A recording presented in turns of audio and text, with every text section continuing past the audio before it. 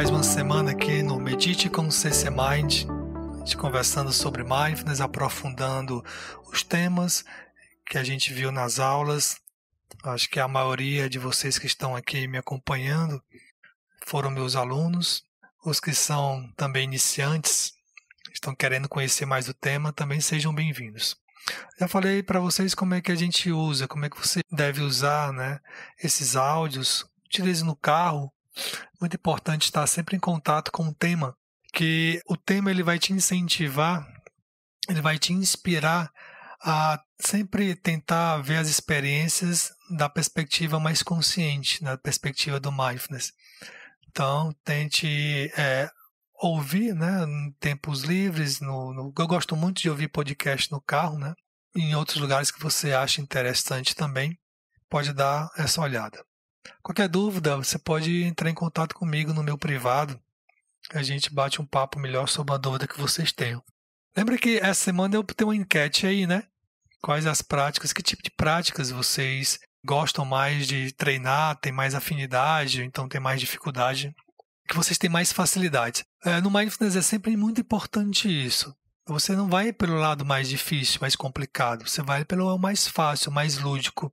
Então você consegue aí assimilar os conceitos que são mais sutis. Se você começar aí de um exercício mais difícil, que você acha que se você superar esse exercício, você vai melhorar em algum sintoma seu ou evoluir de uma forma mais rápida, você está enganado. A perspectiva, a gente já viu que ela é diferente. Os modos mentais utilizados por Mindfulness é diferente.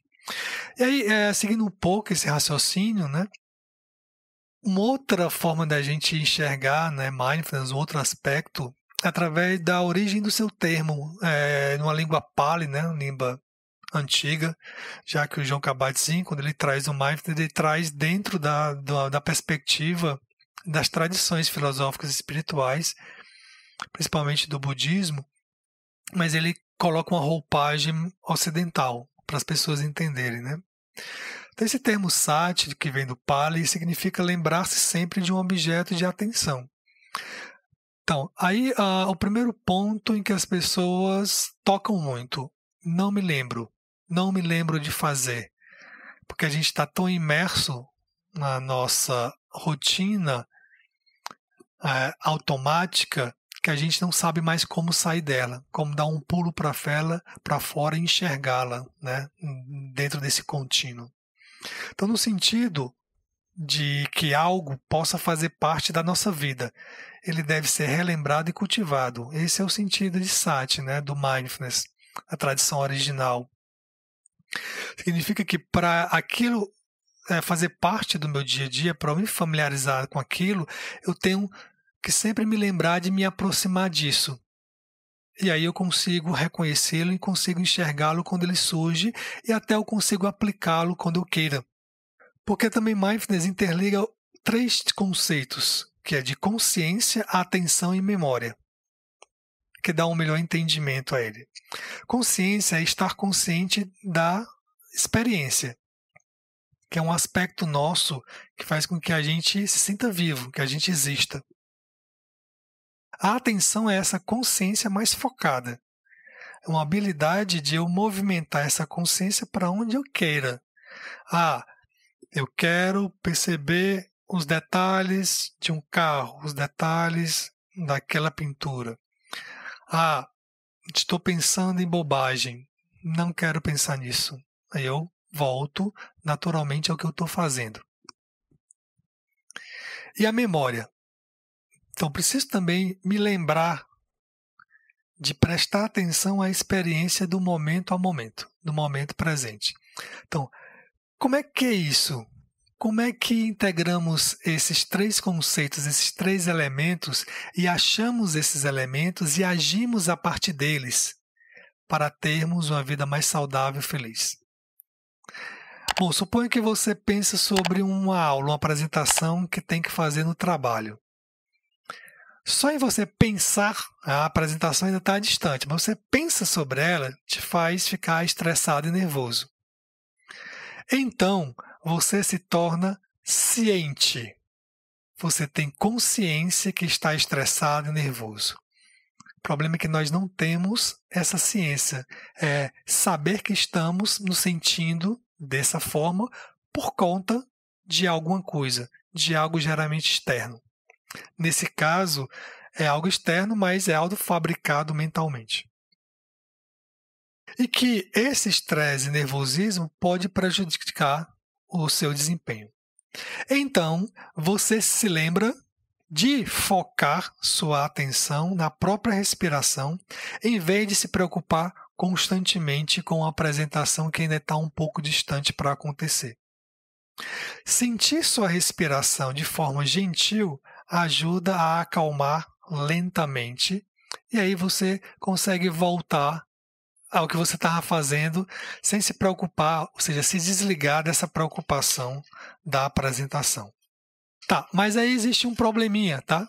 Então, isso aqui eu mostrei uma forma do mindfulness de acontecer, da gente entender como é que o mindfulness ele age no nosso dia, tá?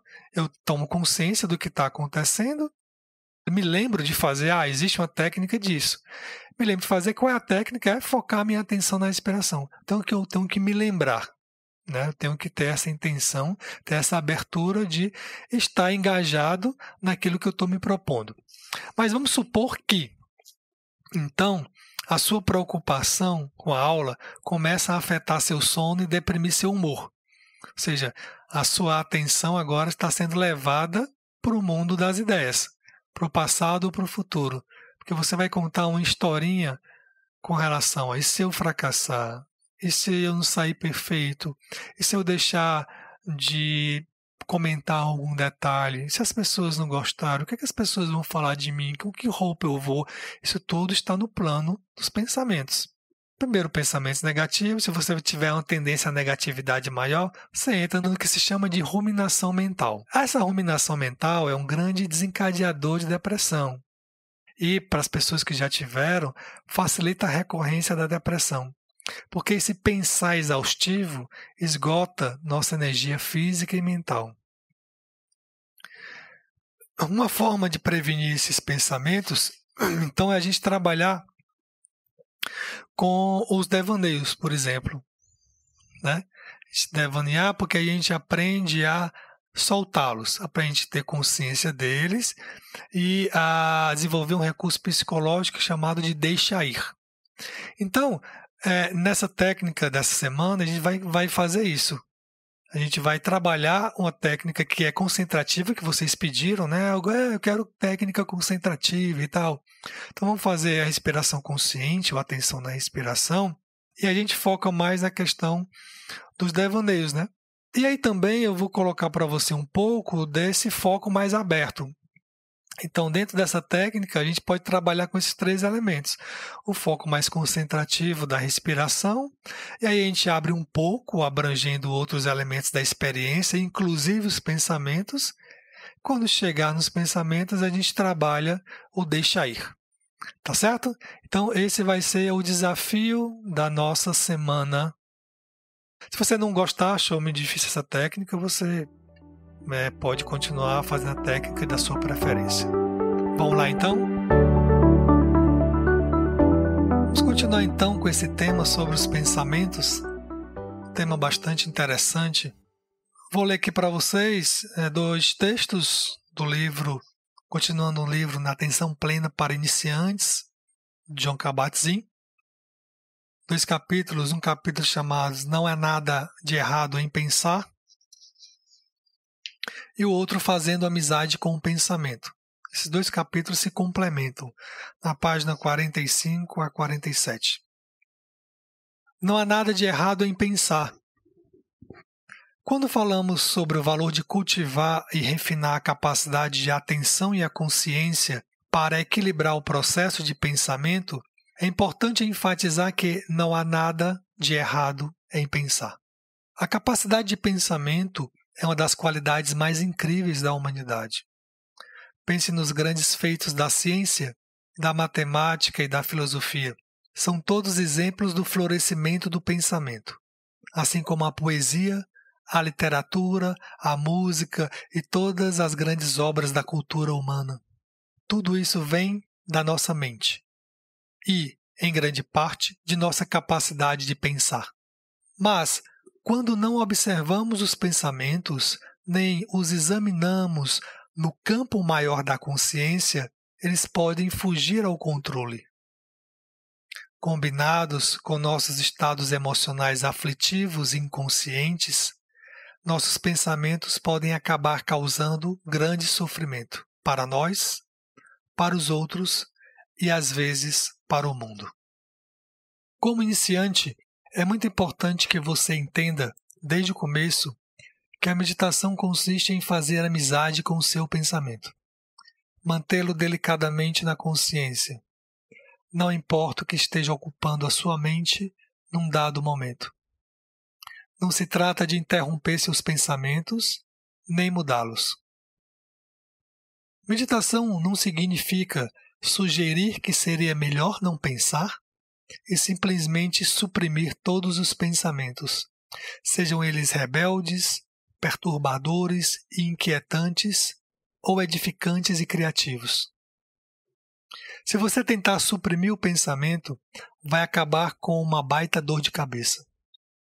Tentar algo assim é insensato, pura tolice. É como tentar impedir as ondas do oceano. É da própria natureza do oceano que sua superfície mude como resultado das condições atmosféricas.